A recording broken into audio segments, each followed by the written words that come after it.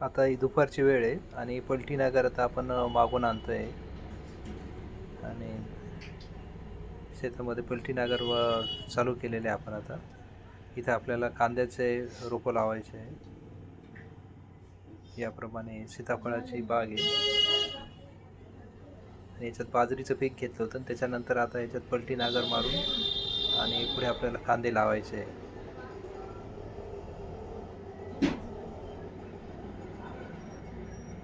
अशा प्रकारे आता ही मशागत चालू आहे.